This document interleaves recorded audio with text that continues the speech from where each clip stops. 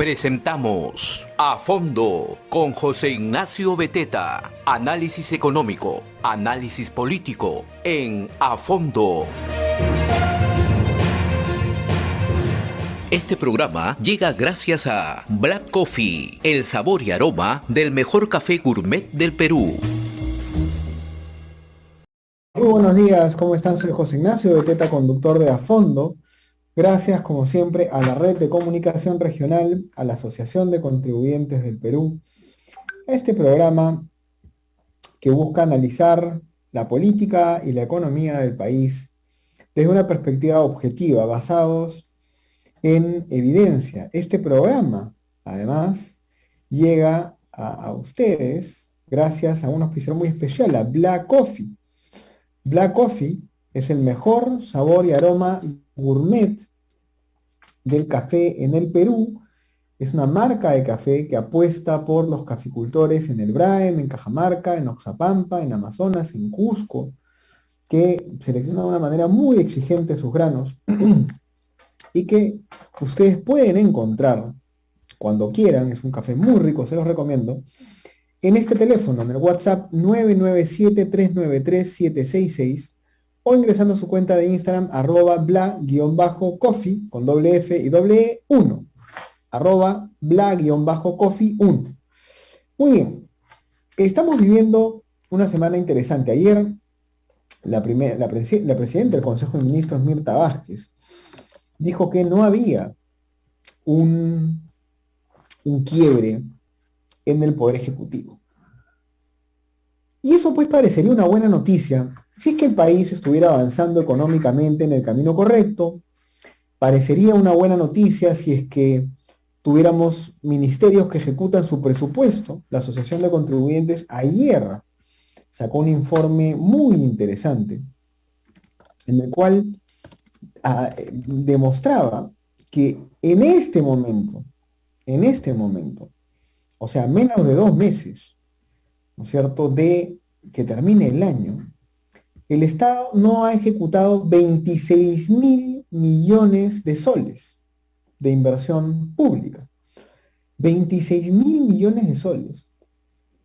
Es, amigos, el 13% del presupuesto general del país.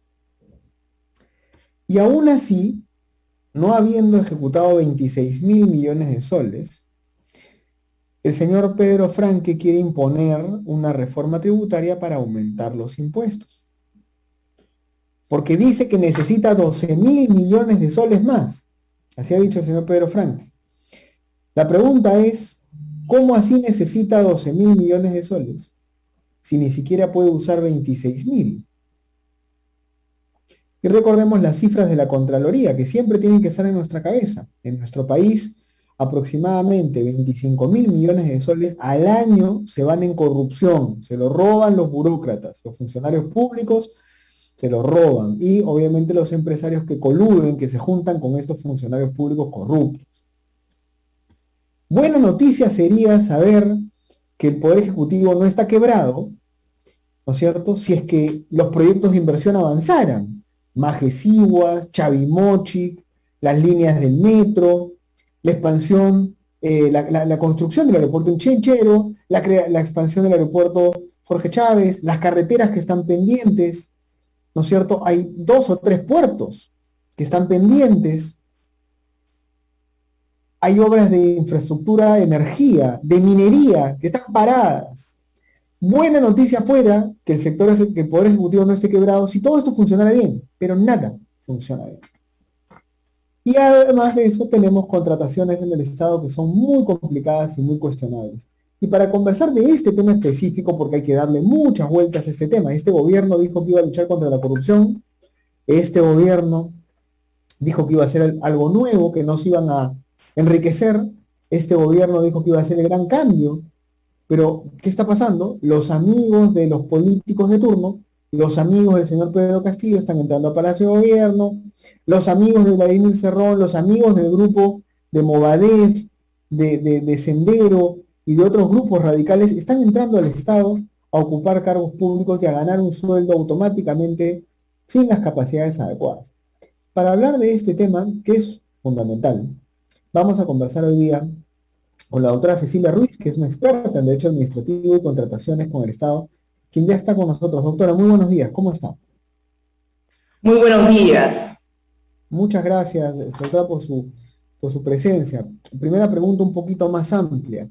¿Qué piensa usted de los nombramientos que han habido, si es que tiene alguna opinión, el día de ayer de dos ministros nuevos? El ministro de Defensa va a pasar a ser el señor Juan Carrasco, quien había salido del Ministerio del Interior y lo han puesto en el Ministerio de Defensa, y luego llega un Ministerio de Producción, que es el señor Prado, Jorge Luis Prado, que ha tenido una experiencia y un currículum en el sector privado interesante. ¿Alguna opinión respecto a estos nombramientos? Bueno, tendríamos que empezar a decir que es un cambio parcial, ¿no? No hay tanto cambio, porque ahí vemos lo que usted enuncia del señor Carrasco, que tempranamente de alguna manera, dejó de ser el ministro del Interior y ahora nos dan la sorpresa de que pasa a otra cartera fundamental como es defensa, ¿no? Yo creo que todos los ciudadanos debemos preocuparnos porque nuestras autoridades realmente ejerzan el liderazgo de los sectores donde se las coloca, ¿no? Entonces, creo que habría que preguntarnos si realmente todos estos cambios, todos estos nuevos funcionarios que van a detentar estos puestos, realmente son los auténticos líderes de su sector, ¿no? Y pareciera que no, ¿no? Con tantos cambios, la realidad nos muestra otra cosa. Además, creo que hay que tener, lo estamos viendo todos los peruanos, un cuidado sigiloso respecto a las competencias desarrolladas por cada ministro que se coloca para liderar un sector. Por sobre todo, los perfiles, no solamente el perfil académico, las competencias que haya desarrollado y la experiencia que se tenga para detentar el cargo. Eso es fundamental para cualquier funcionario público. Y por supuesto, los más importantes, los más llamados a haber desarrollado las competencias debidas son nuestros ministros. De acuerdo. Ahora, ha habido toda una serie de análisis, discusiones y opiniones de analistas con respecto a dos elementos que a la población, a la ciudadanía le importa mucho entender. Y acá quiero que me ayude con esto porque este programa llega a regiones, a provincias, a mucha gente emprendedora, empresaria, que no necesariamente tiene un lenguaje o un entendimiento de lo político, de lo administrativo. Para mí son dos temas. El primero es ascensos y nombramientos en las Fuerzas Armadas. Y por otro lado están contrataciones y nombramientos en la alta dirección del Estado, en cargos en los cuales, sobre todo, son cargos de confianza, ¿no? Y en ambos casos, es increíble, en los últimos 110 días hemos hecho un análisis en la Asociación de Contribuyentes, hemos encontrado, bueno, y gracias también al trabajo del Consejo Privado Anticorrupción, hemos encontrado que han habido por lo menos 60 contrataciones o ilegales, o inadecuadas, o ilegítimas, o con problemas de perfiles, conflictos de interés, corrupción, etcétera. Eso por un lado. Y por otro lado, los nombramientos, tanto en la Policía Nacional del Perú como en las Fuerzas Armadas, como en el Ejército, ha habido ya noticias contundentes acerca, digamos, de estos problemas de influencia. La primera pregunta es, ¿qué tipo de sanciones administrativas, penales, se generan en las contrataciones de la alta dirección con respecto, por ejemplo, al presidente del Consejo de Ministros, al presidente de la República? ¿Quiénes tienen responsabilidad en estos temas? Y luego ya pasamos a ver lo de las Fuerzas Armadas también. En sí, son varios problemas considerando el tipo de la contratación, ¿no? Usted ha enunciado distintos tipos, pero creo yo que todo confluye en algo. Para cualquier puesto de trabajo, cualquier desempeño de función pública, debemos entender todos que los servidores y los funcionarios tienen que cumplir con ciertos requisitos. Los ciertos requisitos, para cada función están establecidos requisitos previos. Y estos requisitos reposan básicamente en los estudios, en la formación académica que haya tenido ese ciudadano, ese individuo que quiere, pues, ejercer la función pública. Entonces, tenemos unos requisitos de orden académico y tenemos otro tipo de requisitos que reposa en la experiencia de ese funcionario. Y en esto quiero subrayar algo. Yo no voy a colocar como ministro o como, por ejemplo, vamos a poner un ejemplo, como un jefe de gabinete de un ministro a una persona que recién ha egresado de la facultad, ya sea de Derecho, ya sea de Economía o ya sea de Administración, porque todos nos daremos cuenta que puede que haya tenido sus estudios, pero que evidentemente para poder asesorar y ser el jefe de un gabinete, pues necesita experiencia, ¿no es cierto? Entonces, por eso es tan importante ser respetuosos en la administración pública, por sobre todo, en donde se administran los recursos del Estado y los funcionarios tienen que tomar decisiones eficientes y eficaces a la altura de los problemas del Estado, a la altura de las necesidades públicas. Necesitamos gente bien formada y gente que tenga experiencia. Pues si no la tienes la experiencia, empieza desde abajo. Tienes tus estudios, empieza desde abajo. Que te cueste la tarea de formar y desarrollar tus competencias. Eso es lo que hay que tener claro. Y no es tan difícil, ¿no? Las cosas, creo yo, que las normas en el Perú están dadas. Acá el tema es cómo operamos. Los operadores de la norma para cada situación, pues tiene que ser con mucho criterio y con mucha responsabilidad, ¿no? De ahí usted preguntaba también y enunciaba los cargos de confianza.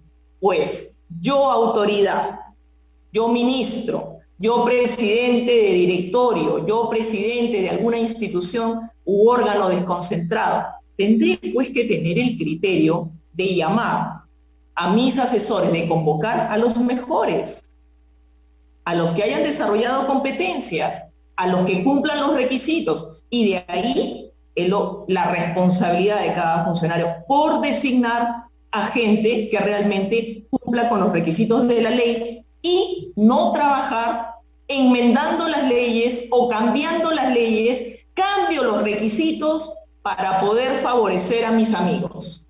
Si antes el requisito establecía que usted tenía que tener un título, pues ahora lo cambio y pongo que el título ya no es título, sino que necesitas simplemente tu constancia de estar egresado de la universidad, por ejemplo. Y entonces eso es favorecer pues a tu circuito del amiguismo, ¿no? Y de eso no se trata, de eso no se trata. Ahora, doctora, una pregunta muy concreta. ¿Hasta dónde llega la responsabilidad del presidente del Consejo de Ministros en estas contrataciones? Es decir, ¿hasta dónde llega a Castillo todas estas contrataciones que usted ha mencionado, que hay varias de estas truchas? O si llegan al presidente del Consejo de Ministros o al ministro. A ver, explíquenos un poco esa jerarquía de responsabilidades. Todos los funcionarios evidentemente responden, ¿no? Se llama responsabilidad administrativa. Y para esta responsabilidad administrativa, el debido proceso ha, de alguna manera, signado que hay procedimientos disciplinarios y todos los funcionarios están incluidos en distintas situaciones, en distintos grados, en procesos disciplinarios y posteriormente, según la situación jurídica, en procesos penales, ¿no? En procesos penales estamos ya hablando del tráfico de influencias, que también lo estamos viendo, ¿no? Entonces, hay situaciones potenciales de tráfico de influencias. De nuevo, quiero beneficiar al circuito de mis amigos, entonces voy tocando distintas puertas de distintas instituciones con el afán de poder favorecerlos y en base al puesto que detento ejerzo influencia. Y es esa influencia la que de alguna manera está penalizada. En el caso de Pacheco y Castillo, con las Fuerzas Armadas o con la policía, ¿qué responsabilidad tienen o tendrían? Bueno, en el caso del señor Bruno Pacheco, ¿no? Se está refiriendo. En esos casos, por ejemplo, hay una situación potencial de tráfico de influencias. O sea, los hechos, lo que nos vienen demostrando a la opinión pública, evidentemente todo da a notar de que hay un tráfico de influencias ahí. Y si se demuestra el contacto con Castillo, ¿alcanza el señor Castillo, por más que tenga derecho ante juicio y todo, lo podría alcanzar a él? Yo creyera que sí. No hay que olvidar que el presidente de la República finalmente es el titular del Ejecutivo, ¿no? Es la más alta, es el más alto funcionario del país. Igual goza del derecho del antejuicio, la inmunidad presidencial, por lo tanto ahorita no se le va a poder procesar, pero la Fiscalía podría seguir realizando la investigación preliminar e incluso llegar, ¿hasta qué punto podría llegar la investigación? Bueno, por supuesto, usted ha dicho algo muy importante, ¿no? Todos nos preguntamos hasta en este minuto, ¿dónde están los órganos de control? Para empezar, ¿dónde están los órganos de control? ¿Dónde están las acciones de la Contraloría? ¿Dónde está ese Contralor que de alguna manera, en algunas veces nos hace notar su control concurrente, en otras veces nos hacen notar de que existe una programación para los controles, pero vamos que podría haber un pronunciamiento respecto a cada uno de estos hechos, porque nuestro país necesita de estos mensajes claros, creo yo, para poder de alguna manera aplicar las normas, conforme es el objetivo de la Contraloría, de la manera más transparente y de la manera más eficiente y eficaz, ¿no? Primer punto. Y segundo punto, también el rol del Ministerio Público, ¿no? El Ministerio Público, por supuesto, que tiene acá un rol fundamental. Y este rol tiene que verse, pero hasta el momento, en determinados casos, no vemos la acción de estos órganos. Pasa algo parecido, ayer conversaba informalmente con un ex general de la policía, pasa algo parecido con dos investigaciones que están en curso, una investigación que se llama Perseo y otra Olimpo, que tienen más que ver con este tema del Movadef y la intromisión, digamos, ¿no? La infiltración de ciertos elementos senderistas. El sistema de justicia peruano, que incluye, como usted ve, el sistema de justicia, incluye a la Contraloría, al Poder Judicial, al Ministerio Público y a algunas otras entidades, ¿a quién debe obedecer y responder? ¿Al gobierno o al Estado? Bueno, sin duda al Estado, ¿no? Todos los funcionarios saben que se deben, hay que proteger los intereses del Estado. Así como se protegen los recursos públicos, se tiene que proteger los intereses del Estado. Y los funcionarios están para ello, ¿no? Para servir al Estado. No a los gobiernos de turno, ¿no? Igual pasa con las Fuerzas Armadas, ¿no? Las Fuerzas Armadas protegen los intereses del Estado, la seguridad del Estado. En estos siguientes meses, desde la ciudadanía, desde su rol como académica, como especialista en estos temas, ¿qué deberíamos hacer? Porque yo en la introducción decía, este gobierno ya va aproximadamente 60 contrataciones que dejan mucho que desear, no solamente en términos procedimentales, sino en términos de fondo, ¿no? De la persona en sí misma que ha sido puesta en un cargo. ¿Qué debemos esperar de este gobierno? ¿Qué debemos hacer para poder vigilar? ¿Qué opinión le merece lo que viene después? Porque no podemos, evidentemente, continuar en una situación así. Esto nunca ha pasado. No. Evidentemente, lo que hay que trabajar mucho es en la acción, el rol de los órganos de control. Yo creo de que todos deberíamos exigir eso, la acción, el protagonismo. Es el momento en que los órganos de control tienen que ejercer estos controles. Yo reitero algo, las normas están dadas, lo que está faltando son los operadores que la puedan aplicar. La ley de contrataciones específicamente tiene sus controles específicos para poder controlar en cada proceso de contratación pública. los tiene. Entonces, y los tiene porque hay que recordar que existen órganos de control, ¿no? O sea, las mini dependencias de la Contraloría General de la República, llamadas OSI, existen en cada entidad. Entonces, vamos por allá. ¿Por qué estos órganos, cada OSI, no ejerce su control? ¿Por qué no se pronuncia? Últimamente, usted lo ha señalado, en los 110 días de gobierno se han visto innumerables casos en distintos sectores. Sector salud, sector defensa, sector producción, etcétera, etcétera. Todos los sectores complicados. Bien, ¿dónde están las OSI de esos sectores? ¿Dónde están las OSI de esas instituciones desconcentradas, de esos organismos, de esos ministerios? ¿Por qué no se han pronunciado firmemente a la fecha? ¿Por qué no, de alguna manera, no lo hacen de público conocimiento? ¿Qué es lo que vienen haciendo con esas contrataciones? ¿Están esperando que esos controles estén enumerados en una larga lista de acciones para el año 2022? Por favor, hay mecanismos legales para poder entrar y fiscalizar este tipo de contrataciones que llama poderosamente la atención de cualquier ciudadano. De acuerdo, entonces, a ver, 3 conclusiones y las permito hacer con usted para que nos dé al final sus palabras finales. La primera conclusión es, a ver, la norma existe, lo que falta es la ejecución y la voluntad administrativa y política de aplicarlas, ¿no? O sea, se puede, tenemos un sistema que puede controlar, digamos, estos problemas y no lo hace, ¿no? La segunda conclusión es que no se puede contratar a cualquiera y no se puede acomodar los perfiles y digamos los términos de referencia a quien a ti te dé la gana para poner a tus amigos o tu gente cercana. Y eso también existe en la normativa, ¿no? La normativa ya tiene estos perfiles, tiene estos documentos que de alguna forma pautean cómo debería ser la persona que va a ser contratada, y eso lo tiene que saber la gente. Y lo tercero es la responsabilidad, más allá del señor Pedro Castillo, lo que pueda pasar, es todo funcionario público, gana un sueldo todos los meses con dinero de los contribuyentes, y sus actos tienen responsabilidades, y esas responsabilidades, digamos, tienen que ser asumidas cuando se generan actos de esta naturaleza que son discutibles o ya a veces hasta con ciertos visos de flagrancia, ¿sí?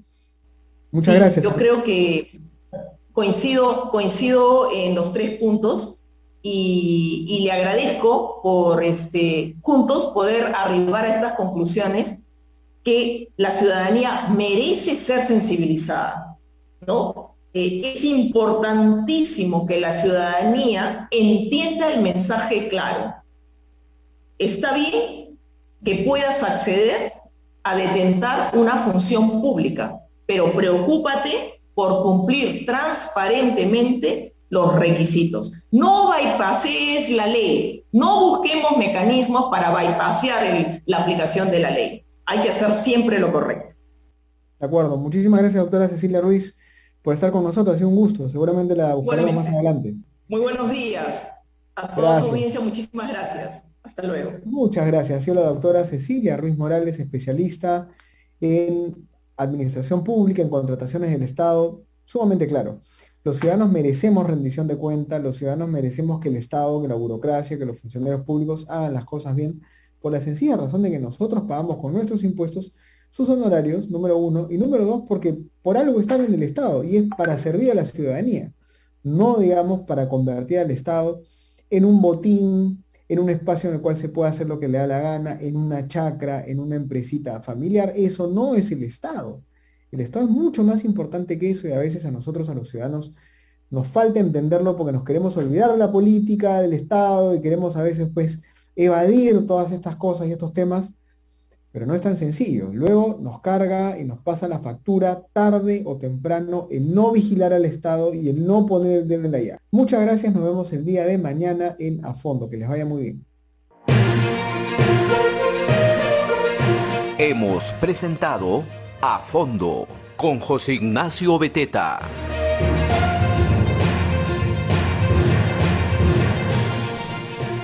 Este programa llega gracias a Black Coffee, el sabor y aroma del mejor café gourmet del Perú.